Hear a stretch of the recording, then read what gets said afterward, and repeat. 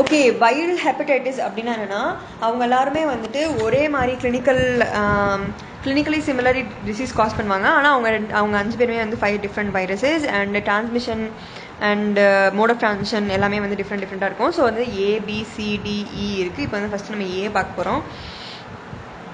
ஏ வந்து it will B mostly causing acute infection.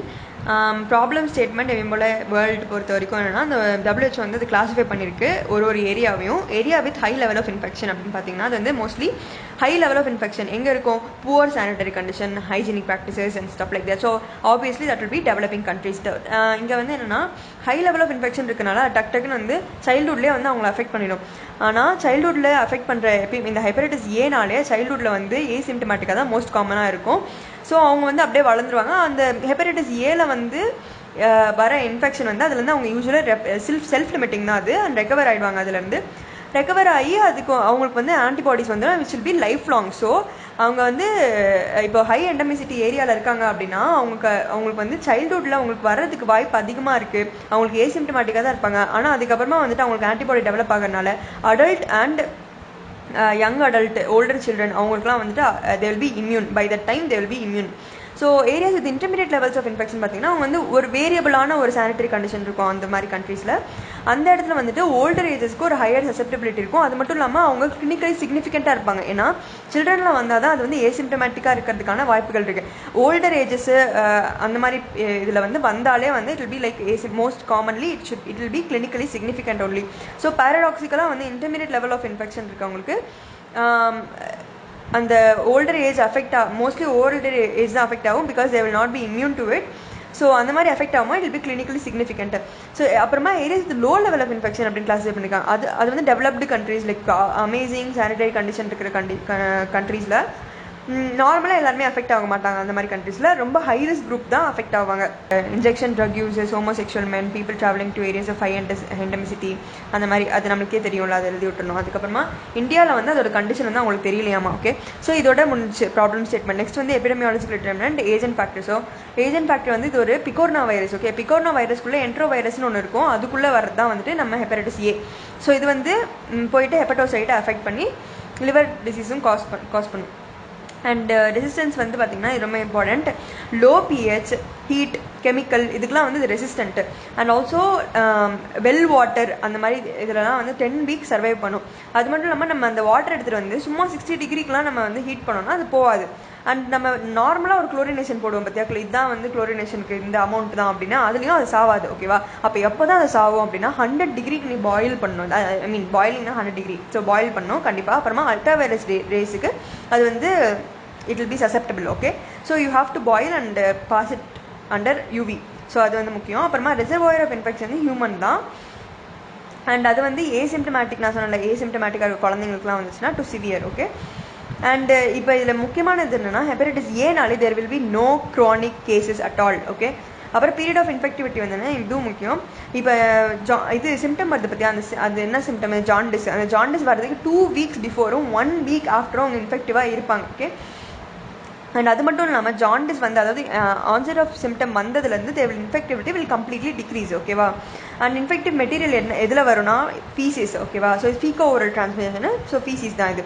அந்த virus will be excreted in the faeces. So next வந்து ஹார்ஸ் factor வந்துட்டு age வந்து most frequent among children. So அதனால் high infectivity ஏரியாலாம் வந்துட்டு சில்ட்ரன் டக்குன்னு வந்து அஃபெக்ட் பண்ணுச்சு. And but still all ages will be susceptible. And young சில்ட்ரனில் வந்து mostly it be subclinical, we already saw that. And clinical severity increase with age, we already saw that too. So next வந்து sex வந்து பார்த்தீங்கன்னா both sexes are equally susceptible. And immunity வந்து பார்த்தீங்கன்னா as I already said, it will actually they will be immune. Their immunity will last for life. So next வந்து environmental factor வந்துட்டு it will be most common in the heavy rainfall areas.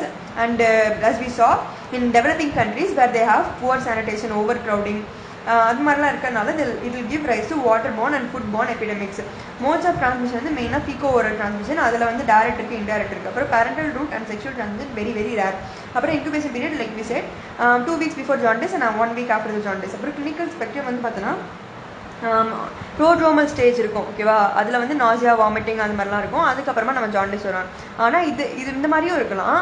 இல்லைன்னா இது வந்து like you know who are exhibiting the disease, icteric disease like அடல்ட்ஸ்லாம் mostly வரும் ஓகேவா. அது ஆனால் சப்கிளினிக்கலாகவும் இருக்கலாம் இன் சில்ட்ரன். அதுக்கப்புறமா இது வந்து self limiting, so complete recovery நடக்கும், complete recovery and they will also be immune for life and chronic disease will never occur. அப்புறம் mortality rate is very less, just less than 1%, so it's like safe. I mean it's not a dangerous thing. So next வந்து diagnosis வந்து how to be diagnosed அப்படின்னு பார்த்தோன்னா போயிட்டு அந்த HIV பார்ட்டிகளே வந்து நம்ம demonstrate பண்ணி காமிக்கணும். எங்கே டெமான்ஸ்ட்ரேட் பண்ணால் அது எங்கே ஷெட் ஆகுதோ அங்கே, அது எங்கே ஷெட் ஆகுது, faeces, file and blood. So அது வந்து எப்போ நம்ம டிடெக்ட் பண்ண முடியும், 2 weeks prior to the onset of jaundice and 2 weeks after. அதுக்கப்புறமா anti HIV appears in IgM fraction. இப்போ வந்து ஐஜிஎம் ஆன்டிபாடியும் ஐஜி ஆன்டிபாடியும் வந்துட்டு அந்த சிம்டம் ஸ்டார்ட் ஆனோம்னே ரெண்டுமே வர ஆரம்பிச்சிடும் ஓகேவா. இதில் ஐஜிஎம் வந்து எப்போ பீக் ஆகும் அப்படின்னு பார்த்தீங்கன்னா அந்த லிவர் என்சைம் இருக்கும், லிவர் என்சைம்னா எலவேட் ஆகுது பற்றியா, அந்த எலவேட் ஆகி 2 weeksக்கு அப்புறமா வந்து ஐஜிஎம் வந்து பீக் ஆகிடும். ஐஜிஜி வந்து அப்போவே வரும். அது மட்டும் இல்லாமல் அது வந்து it is remain for decades. அந்த ஐஜிஎம் வந்து என்ன பண்ணணும் 3 to 6 months குறைஞ்சிரும் ஓகேவா. கீழே அந்த கிராஃப் வந்து பார்த்தோன்னா உனக்கு புரியும்.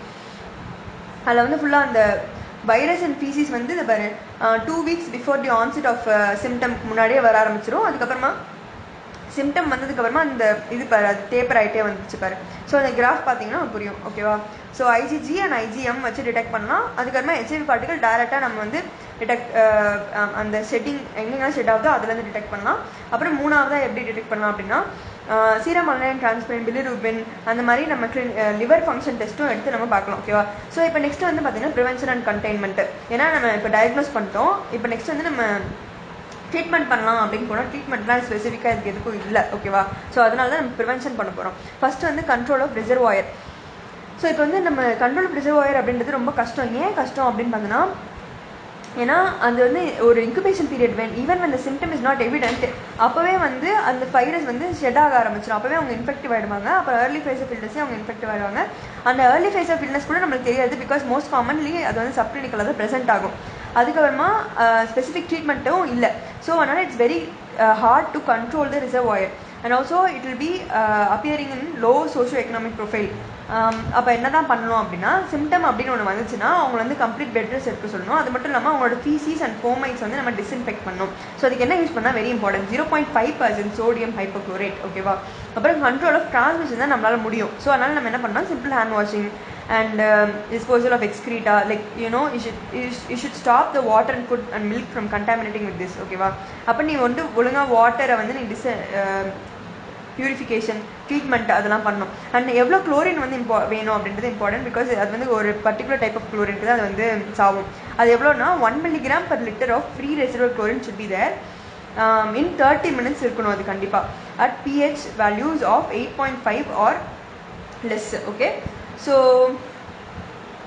இந்த மாதிரி மெசேஜ். நெக்ஸ்ட் வந்து கண்ட்ரோல் ஆஃப் சசெப்டபிள் பாப்புலேஷன் ஓகேவா. ஏன்னா அவங்க தான் வந்து ரொம்ப ரொம்ப ஹை ரிஸ்கில் நமக்கு நல்லாவே தெரியும் அவங்க ஹை ரிஸ்க்குன்னு. ஸோ அப்போ அவங்கள பார்த்து நீ இது ட்ரீட்மெண்ட் ஐ மீன் கண்ட்ரோல் பண்ணணும். So high risk group especially இந்த low and very low endemicity areas அந்த இடத்துல ஸ்ட்ரெயிட்டாக போய் அவங்கள தான் அஃபெக்ட் பண்ணணும். ஸோ அந்த இடத்துல அவங்களுக்குலாம் நீ வந்து கேர் கொடுக்கணும்.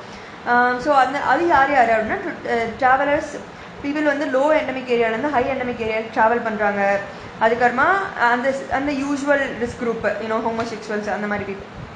ஸோ அவங்களுக்குலாம் நீ வந்து இது ப்ரிவென்ஷன் மெத்தட்ஸ்லாம் கொடுக்கணும் ஓகேவா. அது என்னதுன்னா வேக்சின் ஓகே. ப்ரீ எக்ஸ்போஜர் ப்ரோஃபிளாக்ஸாக இருந்தாலும் சரி, ப்ரோஸ் எக்ஸ்போஜர் இருந்தாலும் சரி, vaccine is very very effective. So we are going to see 2 types of vaccines. என்னன்னா ஒன்று வந்து formaldehyde inactivated vaccine produced in several countries which is used right now ஓகேவா. அது formaldehyde inactivated vaccine. Live attenuated vaccine ஒரு டேஞ்சரஸான vaccine அப்படின்ற மாதிரி ஞாபகம் வச்சுக்கோ. ஸோ லைவ் அட்டென்யூட்டட் வேக்சின் வந்து it's not use that much. So இந்த inactivated வேக்சின் வந்து more than 1 year of age அப்படின்னா நீ யூஸ் பண்ணலாம். 2 dose கொடுக்கணும். அண்ட் இன்டர்வல் பிட்வீன் 2 dose வந்து பார்த்தீங்கன்னா 1 year ஓகேவா, 6 to 1 year. அதுக்கப்புறம் பட் இட் கேன் ஆல்சோ அந்த இன்டர்வல் வந்து 2 year கூட இருக்கலாம் ஓகேவா. ஸோ அந்த 2 dosesக்கு அப்புறமா வந்துட்டு அந்த efficacy of that inactivated vaccine வந்து 94%. அண்ட் அந்த லைவ் அட்டென்யூட்டட் வந்து லைவ் தானே, அதனால 1 dose கொடுத்தா போதும், சப்கியூட்டேனியஸாக கொடுக்கணும் ஓகேவா. ஏன் நீ வந்து ஹியூமன் இம்யூனோகுளோபுலின் யூஸ் பண்ணக்கூடாது அப்படின்னு பார்த்தோன்னா ஃபர்ஸ்ட் ஆஃப் ஆல் அதோட டோஸ்லாம் பார்த்துக்கலாம். இது அது வந்து 0.02 or 0.06 ml per kg body weight கொடுக்கணும் ஓகேவா. அந்த அதுவும் என்ன கொடுக்கணும்னா IgG தான் கொடுக்கணும் ஓகே. அண்ட் அது வந்து 14 days after exposure to hepatitis A you have to give no later than 14 days ஓகேவா. ஸோ இது வந்து என்னென்னா இதோட ப்ரொடெக்ஷனே வந்து 1 to 2 months இல்லைனா 3 to 5 months தான் இருக்கும். அது மட்டும் இல்லாமல் இது ஒரு ஹை காஸ்ட் ஓகேவா. நமக்கு ஸ்பெசிஃபிக்காக HIV IgG ப்ரிப்பரேஷன் தான் வேணும்னா அது வந்து ரொம்ப எக்ஸ்பென்சிவாக இருக்குது. அண்ட் இதோட வந்து வேக்சின் தான் வந்து பெட்டர் எஃபிகசி அப்படின்னு தே ஹேவ் ப்ரூவ்டு. ஸோ இதனால் இதை கொடுக்காதீங்க, வேக்சினே கொடுங்க அப்படின்னு சொல்கிறாங்க. அவ்வளோதான்.